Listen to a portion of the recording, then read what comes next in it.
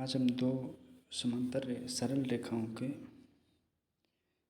जो दो सरल रेखाएं दी होती है अपनी को a x plus b y plus c equal 0 और दूसरी रेखा मान लेते हैं अपने b x plus Q Y plus are equal 0। दो रेखाएं दी गई है, जैसे एक अपने रेड लाइन है और एक ब्लैक लाइन है, ठीक है।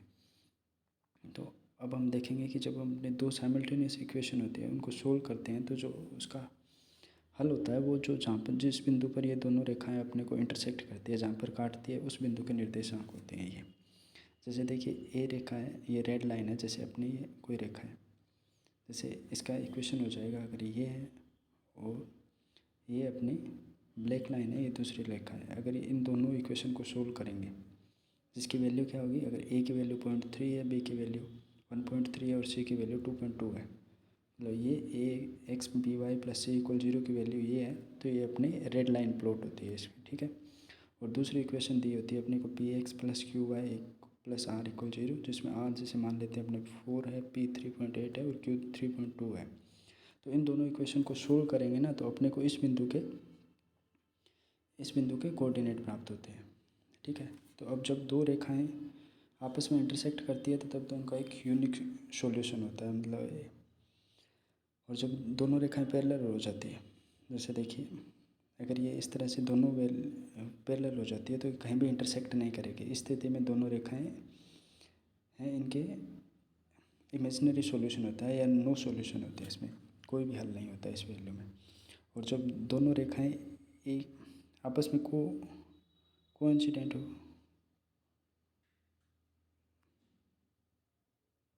मतलब इस तरह एक रेखा के ऊपर दूसरी रेखा हो, तो इस तरह के इनफाइनाइट सॉल्यूशन होते हैं इनके। जैसे ये अपने का इक्वेशन बना है, इसमें ये देखा एक रेड लाइन और ब्लैक लाइन है, वो पूरी तरह से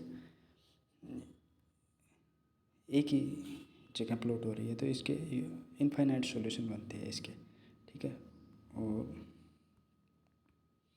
जैसे ये रेखा है, अब जैसे रेखा चेंज होगी तो इसके ये कोऑर्डिनेट है वो चेंज होते हैं और ये रेखा के जो सॉल्यूशन है वो अपना चेंज होता रहता है।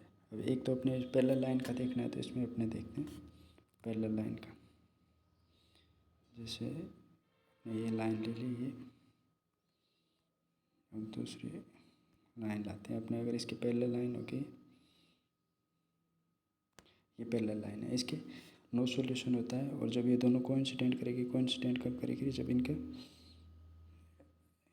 स्लोप तो इक्वल है लेकिन जो आर या सी की वैल्यू है वो सेम है।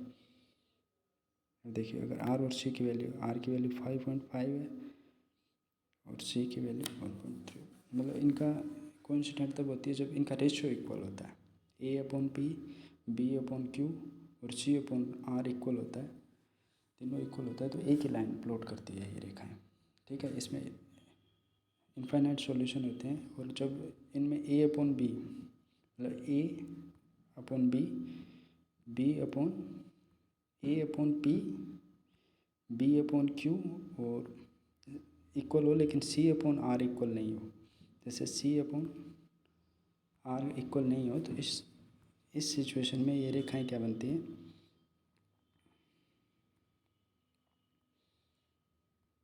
ये रेखाएं आपस में पैरेलल लाइन बनती है, यानी इनके नो सॉल्यूशन होता है। लेकिन अगर इनके जो कांस्टेंट वैल्यू है उनका रेशियो भी इक्वल होता है, तब ये क्या है,